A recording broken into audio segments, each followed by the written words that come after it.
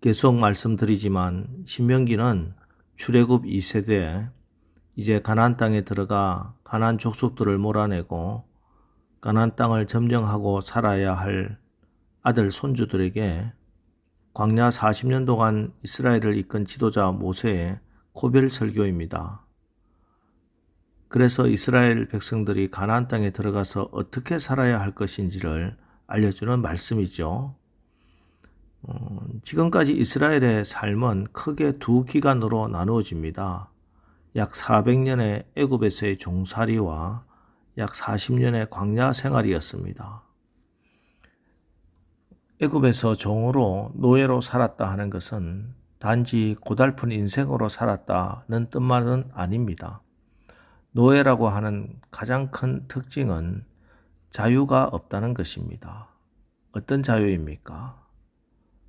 이스라엘에게 다른 자유의 억압도 문제이지만 이스라엘에게 있어서 가장 큰 것은 하나님을 예배하는 자유입니다. 애굽에서는 이스라엘이 하나님을 섬기려고 해도 섬길 수가 없었습니다. 그래서 출애굽의 가장 큰 목적은 하나님을 예배하기 위함입니다.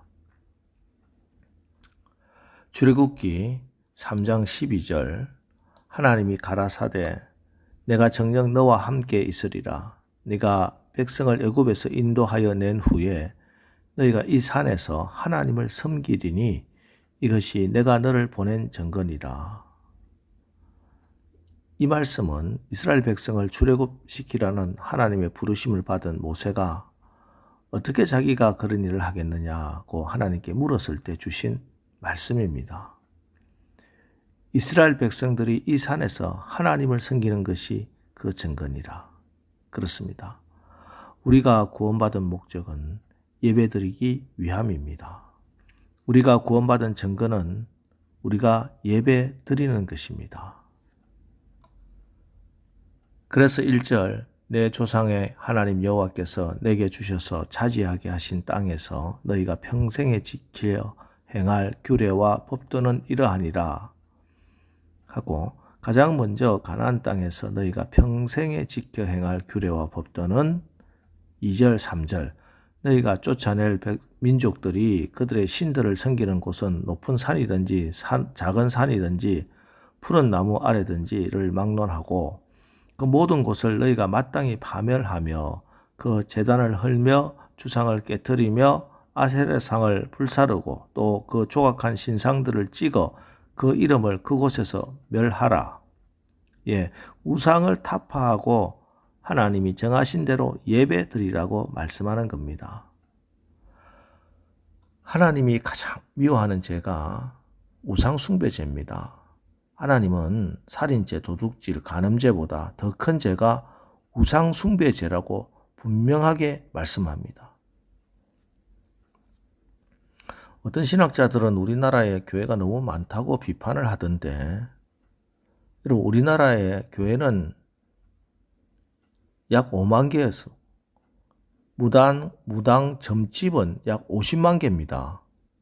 문제는 이 무당 점집에 예수 믿지 않는 사람들만 찾아가는 것이 아니라는 것입니다.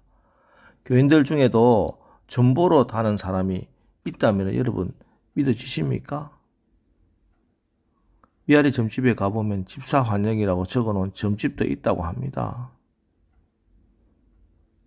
그런데 사실 이런 표면적으로 드러나는 우상 숭배보다 더 무서운 우상 숭배가 있습니다. 성경을 보세요. 늘 하나님을 배신하고 우상 숭배하게 했던 그 우상이 뭡니까? 바알과 아세라 우상입니다. 바알이란 풍요, 물질, 돈이에요. 온 국민이 돈이라는 우상 앞에 무릎을 꿇고 있습니다. 정치가는 오랫동안 돈으로 정치를 했고 기업가는 기술과 성실로 기업을 운영하는 것이 아니라 돈으로 사업을 했습니다. 교육자나 학부모들도 돈으로 교육을 했습니다. 교회는 신앙을 가르치지 못했고 기복을 가르쳤습니다. 부모들이 모두 물주로 보이기 때문에 불효자들이 나오는 겁니다. 여러분 오늘 내가 진짜로 믿는 게 바알인가 하나님인가? 바알이 참 신이면 바알을 믿고 하나님이 참 신이면 하나님을 믿으세요.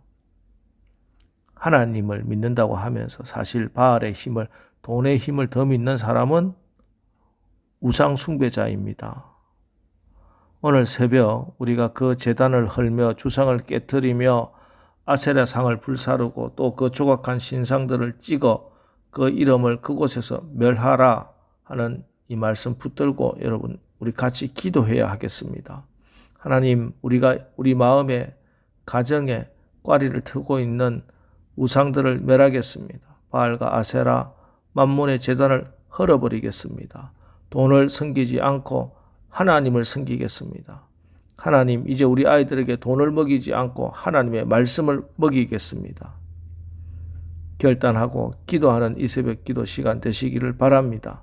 그래야 여러분 가정이, 여러분 자녀들이 살고 그 미래가 살고 나라가 삽니다. 인간은 반드시 무엇인가를 섬기게 되어 있습니다. 우리가 우상 숭배하지 말아야지 하고 한다고 우상 숭배가 안 되는 것이 아닙니다. 무신론자도 자기 신념, 자기 소신을 섬길 뿐입니다. 때문에 우리가 우상 숭배에 죄에서 벗어나는 가장 확실한 길은 예배자로 바로 서는 것입니다. 7절, 거기 곧 너희의 하나님 여호와 앞에서 먹고 너희의 하나님 여호와께서 너희의 손으로 수고한 일에 복 주심으로 말미암아 너희와 너희의 가족이 즐거워할지니라. 하나님 앞에서 먹고 하나님 앞에서 복을 받아야 되는 거예요. 우리가 살고 있는 이 세상은 지금 어그러지고 깨어지고 문제투성입니다. 사람 살만한 세상이 아닙니다.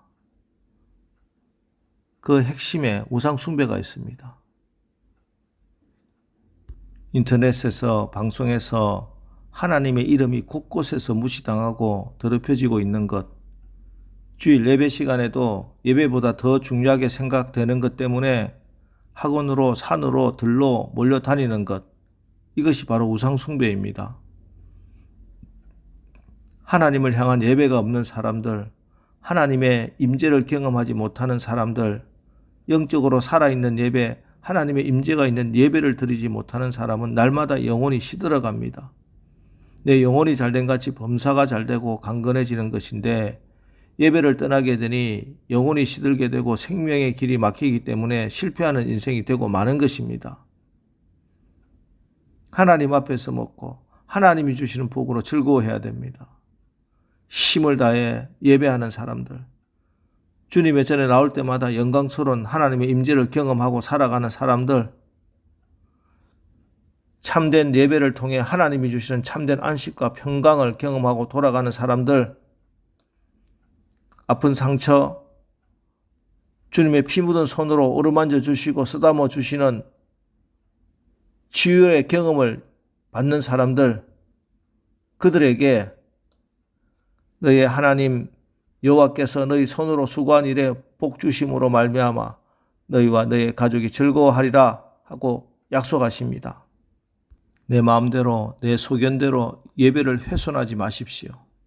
13절 14절, 너는 삼가서 내게 보이는 아무 곳에서나 번제를 드리지 말고 오직 너희의 한 지파 중에 여호와께서 택하실 그곳에서 번제를 드리고 또 내가 내게 명령하는 모든 것을 거기서 행할지니라. 보이는 것에 속지 말아야 합니다. 음향이나 조명으로 테크닉으로 공연하는 것이 예배가 아닙니다.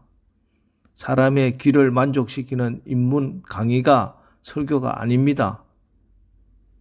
신령과 진정으로 그리스도의 보혈의 능력으로 예수 복음이 선포되는 그곳이 내 몸을 하나님이 기뻐하시는 산제물로 드려지는 산예배입니다.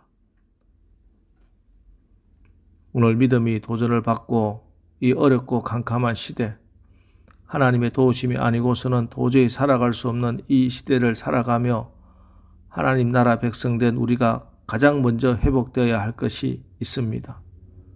그것은 바로 온 민족이 다 함께 예배를 회복하는 것입니다. 무너진 제단을 회복하는 것입니다. 순교적인 각오를 가지고 예배를 지키는 것입니다.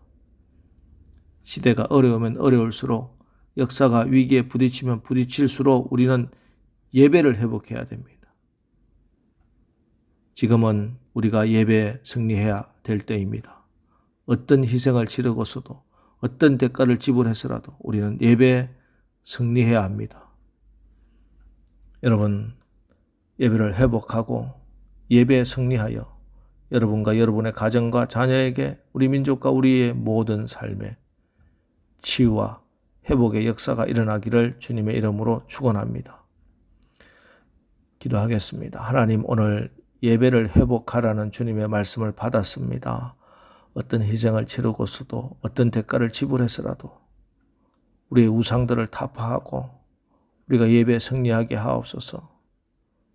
한국 교회 예배가, 설교가 하나님 말씀으로 돌아가게 하시고 예배를 드릴 때마다 그리스도의 피의 능력을 힘입어 하나님께 온전한 영광을 돌리게 하옵소서.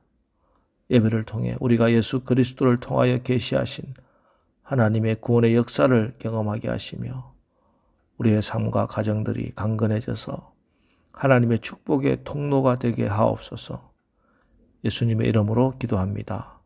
아멘. 자, 이제 오늘 하루도 우리가 예배에 승리하여 하나님의 영광을 보는 하루를 살아가게 하옵소서. 오늘 말씀을 기억하면서 우리 다 같이 기도하고 나가겠습니다. 우리 기도하겠습니다.